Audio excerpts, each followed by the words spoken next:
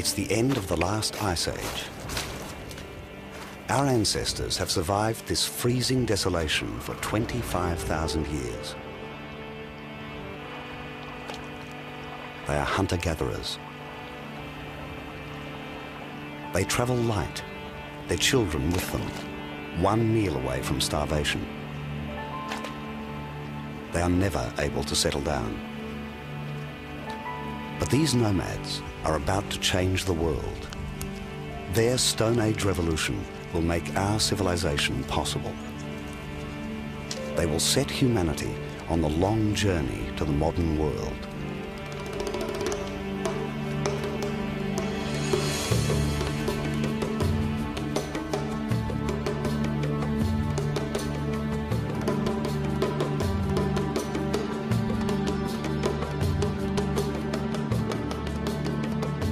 Around 15,000 years ago, the climate began to change. The glaciers melted, and with water, the world came back to life. One of the best places for humans to live now was an area of the Middle East we call the Fertile Crescent, from Israel to Iraq. The hills were dotted with trees, which spread quickly as the weather improved. The open woodlands were like a garden, supporting a new range of edible plants. Animals flourished on the uplands and fertile plains. It was a hunter-gatherer's paradise.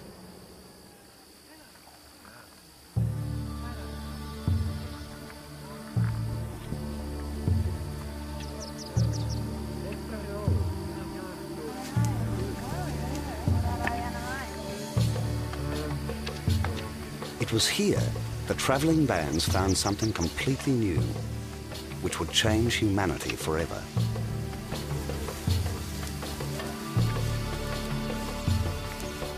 They discovered a huge family of plants, the grasses. It was a vast supply of grain.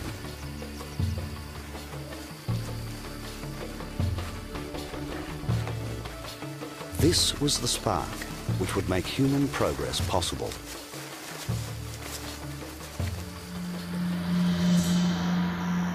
The evidence is scattered in valleys across the Fertile Crescent.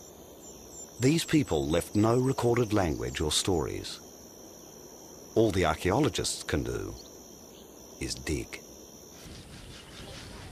In the 1920s, the first great woman archaeologist, Dorothy Garrod, carried out excavations around Mount Carmel in Israel.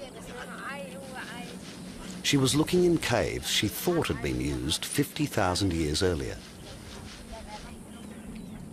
Instead, she unearthed the body of a man buried around 12,000 years ago. He was curled up, wearing a beautifully crafted headband decorated with pipe-like seashell. It was so distinctive, Garrod believed she had discovered a new people. She named them the Natufians.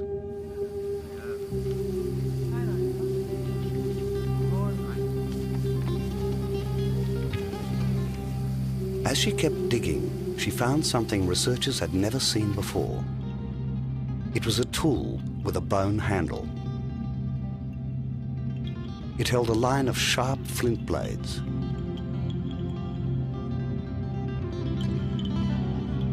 They were coated with a shiny residue, traces of a wild grass, an ancient form of wheat. It was a sickle, a tool designed especially for cutting grass.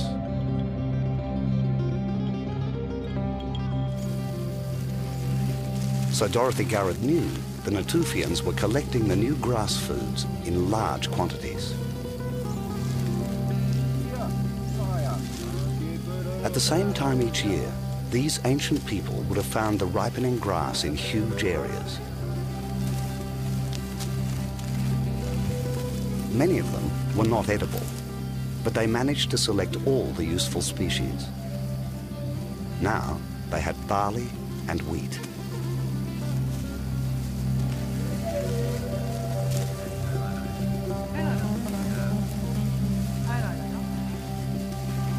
But they were travellers, working together in small family groups. They had to carry everything they harvested.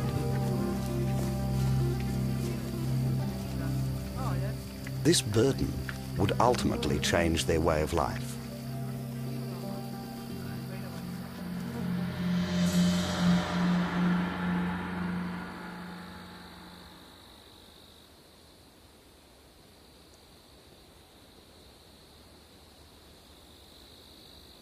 Today, the land of the Natufians is drier and hotter. The past is waiting to be discovered just beneath a forbidding surface.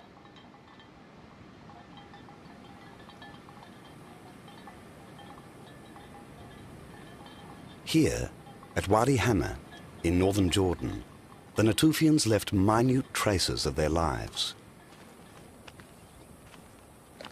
Archaeologist Philip Edwards has found evidence that these nomads had everything they needed in one place. They're well placed here. They're on water and they are positioned between the lowlands of the Jordan Valley and the uplands of the Mediterranean hills behind. In fact, the Jordan Valley, when the Natufian people were here, was filled by a lake, Lake Luzan, which extended right up and right past the scene here. And looking over that, we would see, if it was a clearer day, Mount Carmel peeping out on the coast, the site where the Natufian was discovered originally by Dorothy Garrod.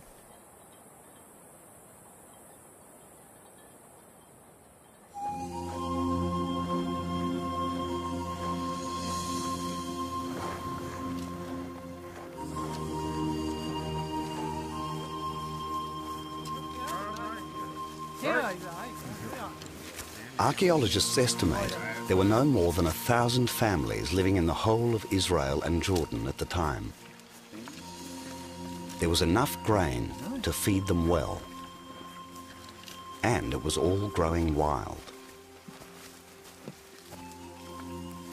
Now, archaeologists have experimented in harvesting wild cereals in their natural area in the Middle East. And what they found is that one person harvesting for a period of about 3 weeks can produce enough food to feed a family of 4 for a whole year.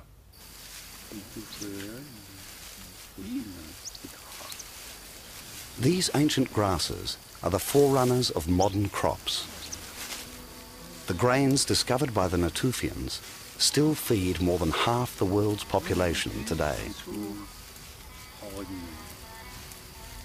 Of all the things they ate, grain was unique in one vital way.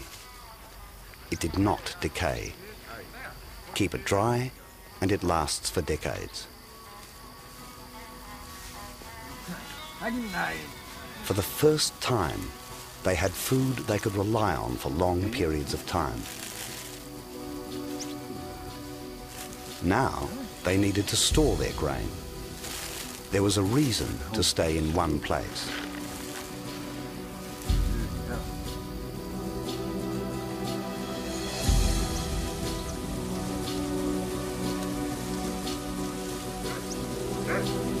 This was the first time in the Middle East we know people built shelters to last from year to year. And they remained here from generation to generation down the centuries.